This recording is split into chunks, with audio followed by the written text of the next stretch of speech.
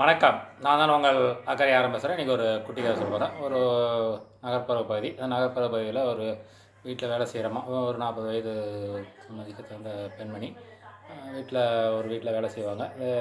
வீட்டில் அவங்க கரெக்டாக அந்த வீட்டில் வந்து ஒரு வயதானவர் இருப்பார். அவருடைய பெண் இருக்கும். அந்த வயதானவருடைய மனைவி வந்து இறந்துட்டாங்க, ரீசெண்டாக இறந்துட்டாங்க. அதனால் அந்த வேலைக்கார அம்மா தான் அந்த கணவருக்கு சாப்பாடை கரெக்டாக நேரத்துக்கு கொடுக்கணும்.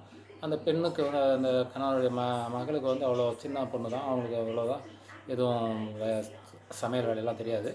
அவங்க திடீர்னு இவங்க தான் பண்ணிட்டுருப்பாங்க. அதனால் ஒரு நாள் வந்து அவங்க வர்றதுக்கு கொஞ்சம் லேட் ஆகிடுது.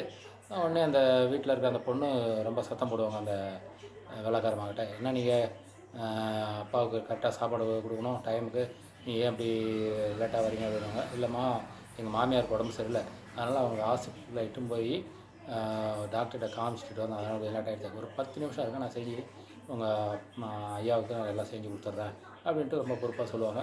உடனே அந்த பொண்ணு ரொம்ப கோபமாக, என்ன நீங்கள் இது மாதிரிலாம் பண்ணுறீங்க, ஒரு பொறுப்பே இல்லை, வேலைக்காரங்கன்னா அவங்க இஷ்டத்துக்கு பண்ணுவீங்களா அப்படி இப்படின்னு கொஞ்சம் சத்தம் போடுவாங்க.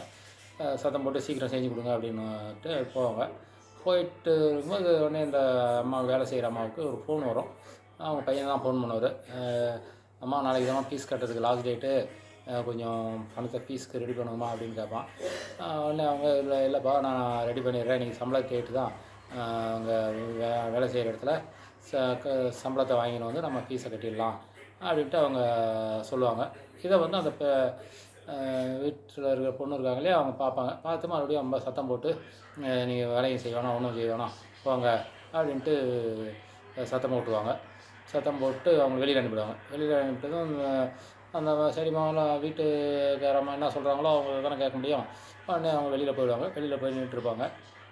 இதுக்குள்ளே அந்த பொண்ணு இது இருக்கிறது அந்த சப்பாத்தி போடுறதுக்கு அந்த ஏற்கனவே அவங்க ரெடி பண்ணி வச்ச மாவை தேய்க்கிறதுக்கு தெரியல, இது பண்ணுவாங்க, கஷ்டப்படுவாங்க. அதுக்கு வந்து வெளியில் இருக்கிற அம்மா, வேலை செய்கிற அம்மா இருக்காங்க இல்லையா, அவங்க யோசிப்பாங்க, ஐயாவுக்கு சாப்பாடு டைமை கொடுக்கணுமே, நம்ம பொண்ணு என்ன பண்ணுறாங்களோ அவங்களுக்கு தெரியாது, சரி இருந்தாலும் நம்ம மன்னிப்பு கேட்டுரும் அப்படின்ட்டு போய் பொண்ணுகிட்ட, ஏன்னா முதல்ல அவங்க சட்டம் போல இவங்க சத்தம் போல சண்டையாகிடுது. அதனால தான் வெளியில் வந்துடுறாங்க. அவங்க போய் மன்னிப்பு கேட்பாங்க. அம்மா, மன்னிச்சிடுங்கம்மா, நான் கொஞ்சம் பொறுமையாக வந்திருக்கணும், எனக்கு 1000 கஷ்டங்கள் இருந்தாலும் எங்கள் முதலாளி சொல்கிறது தான் நான் கேட்டிருக்கணும், உங்களுக்கு அடிப்படைக்கு தான் போகணும், அது மாதிரி இது பண்ணிடக்கூடாது, உங்களை உதாசனப்படுத்தி பேசிடக்கூடாது அப்படின்ட்டு பொறுமையாக சொல்லுவாங்க.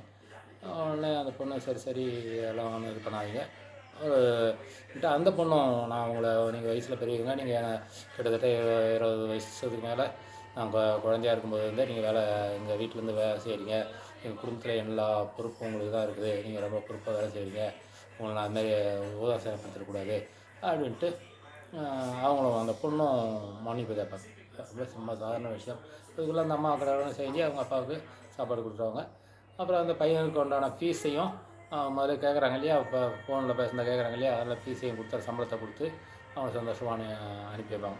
இதில் வந்து ரொம்ப எளிமையான விஷயம். ஒரு மன்னிப்பு என்பது வந்து நிறைய காயங்களுக்கு மருந்தாக போயிடும். மனக்கசப்பு எல்லாத்துக்குமே மருந்தாக போயிடும். நாம் வந்து மன்னிப்பு கேட்கறதுக்காக ரொம்ப வருத்தப்படக்கூடாது. நாம் செய்தது தவறாக இருந்தாலும், சில நேரத்தில் நம்ம அறியாமலே தவறு செய்திருந்தாலும், மற்றவங்களுக்கு அது தவறாக தெரிஞ்சிங்கன்னா அதில் சின்னதாக மன்னிப்பு கேட்கறதுனால எந்தவித தவறும் கிடையாது. மன்னிப்பு கேட்டால் ரொம்ப சந்தோஷமாக இருக்கும் வாழ்க்கை. அதுமாதிரி தான் இவங்க 2 பேருமே சந்தோஷப்பட்டு ஒருத்தவங்க கட்டி பிடிச்சிக்கிட்டு ரொம்ப அவங்களோட அன்பை பரிமாறிக்கிறாங்க. அதுதான் வாழ்க்கையே இதுதான். மன்னிப்பு கேட்டால் எல்லா விஷயங்களையும் எளிதாக சமாளிக்கலாம்ன்றது அந்த கதை சுருக்கம். நன்றி, வணக்கம்.